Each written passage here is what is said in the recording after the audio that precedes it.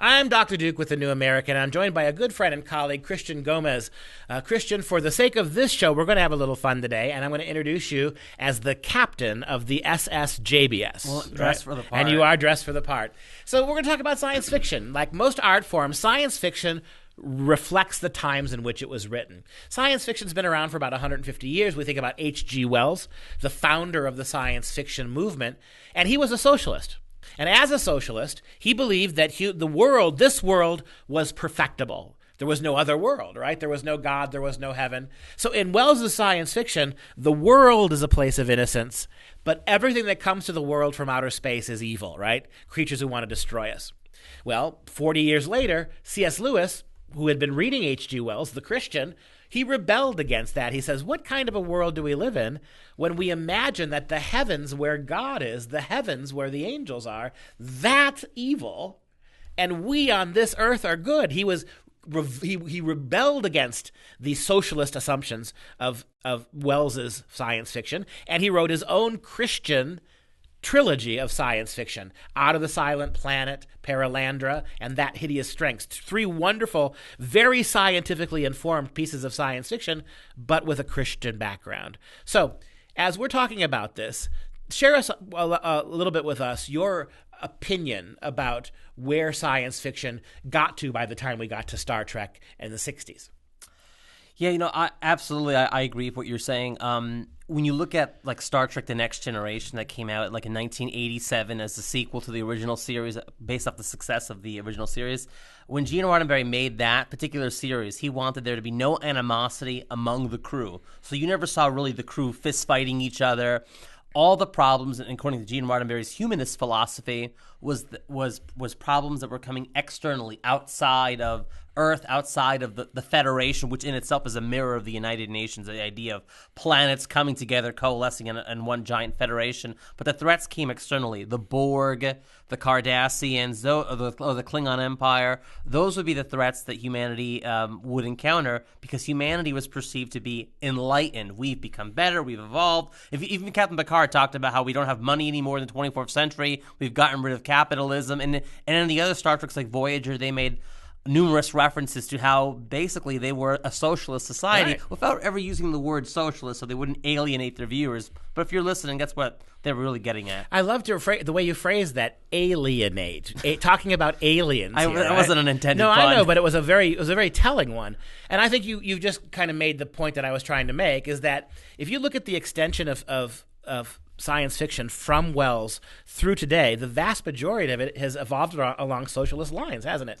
Now, Robert Rodenberry, the point about the Federation of Planets being like a UN, the United States... It was even founded after a massive war, like the Romulan Earth Force, like World War II. And San Francisco, which is where the UN was founded, originally, the first meeting in 1945, is the location of Starfleet's headquarters. That's right. And so you have a planet where Earth is just one of many planets. The United States is gone, right? That's right. They refer to it as North America. North America. If you listen closely. That's right. And so you've gotten rid of that, and then anything that's outside the Federation is evil. So you could trace a direct line from Wells all the way to Next Generation. You're going to get the exact same thing. What's interesting, in the more woke science fiction of the last 10 or 15 years, all of that human harmony has been thrown out the window, hasn't it? Talk a little bit about that. Well, like in the latest Star Trek series, you have Star Trek Discovery, which has totally gone against the original canon of the original Star Trek, from the original series through Enterprise that ended in 2005. And in that series, they've essentially tried to create interject the politics of today. And Star Trek has always been political, but more so where it's very obvious now, where it's become. And when we say political, we really do mean progressive. Hardcore progressive. Like the main protagonist, Michael Burnham on Star Trek Discovery, she's no longer just a Starfleet officer. She's some sort of woke superhero who's speaking down towards male characters, and it's a heavy feminist agenda on that show that they try to portray, and they do show a lot of infighting and sexual content that you would never have seen in the Star Trek that came before. Even also the homosexual agenda that's heavily laced in the new series of Discovery. And the genderlessness. And you did not, yes. I mean, there's teeny bits of that before, but now it's up in your face, very obvious. because there's a certain agenda that they're trying to promote and push. And all those actors who work on Discovery, for example, they're all really hardcore pro-LGBTQ, and that really shows in a lot of their Twitter feeds and so forth. So in other words, it's agitprop, right? They're using science fiction as a way of promoting a certain social message they want people to live and imbibe. Social change. Exactly. Yeah. In other words, it's a typical, what always happens with socialism, right, is that the message obscures the art, right? The art and the entertainment and the enjoyment, the cleverness, the intellect that was Star Trek through the 1980s, early 1980s, has been replaced with a lot of lecturing, hasn't it? What's the new Star Trek? Is a Star Trek vehicle that Patrick Stewart's involved with? Oh, he was involved in a new series called Star Trek Picard, which was supposed to take place 15 years after his last appearance in the movie Star Trek Nemesis. And that show really destroyed Picard's character. You see Jean-Luc Picard, Patrick Stewart, seen as this frail old man who's out of touch, who can't do anything. Everyone's constantly explaining things to him. And I don't want to give away how the first season ended, but let's just say it really destroys who Captain Jean-Luc Picard was in the eyes of the fans who adored him as a character throughout the 90s. But this is part of the political agenda, right? Oh, yes. You had Jean-Luc Picard was the typical male patriarch that they love to hate, right? He had that Empire British accent. He was very calm and cool and in charge. Supposed to be a French captain, yet he's a British accent. Yeah. Exactly. And very you could almost picture him with a pith helmet in the 19th century addressing British troops in a pair of shorts, khaki shorts. Very Empire.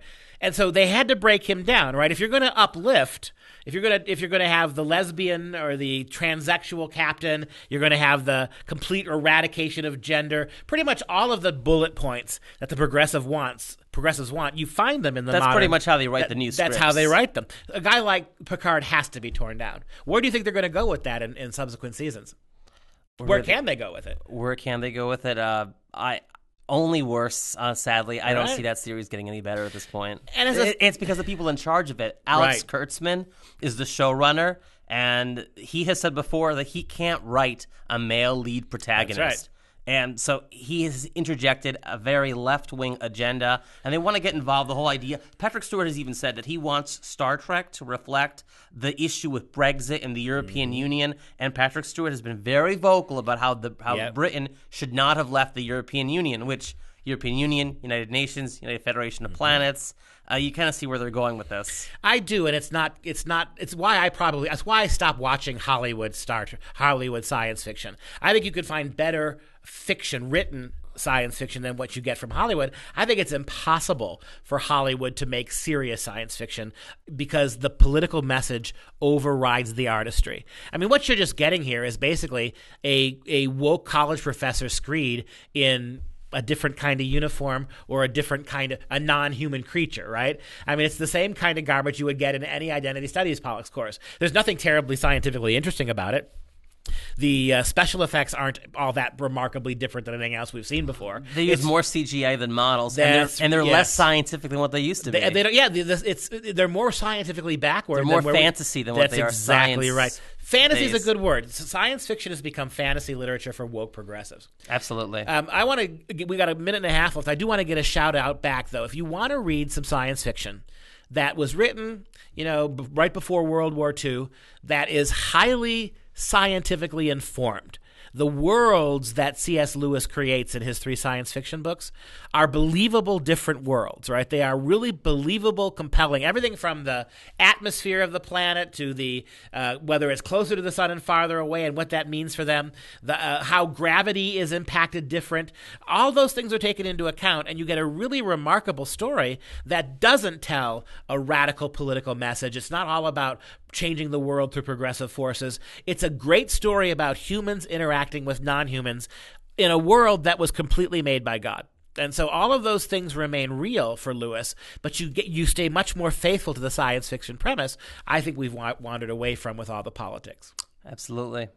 So in the 30 seconds we've got left, give us your one recommendation for people who don't watch a lot of science fiction. What would be the first place you'd send them? Well, it's no surprise I'm a big Trekkie, so I'm just a huge Star Trek fan. Anything That's Star Trek before 2005 is good with me for the most part. Do you prefer the original season or the Next Generation? Between those two, the original series, but I'm actually a huge fan of Deep Space Nine. All right. Christian Gomez, commander of the SSJBS, thanks for your time today. I hope you enjoyed something a little bit different.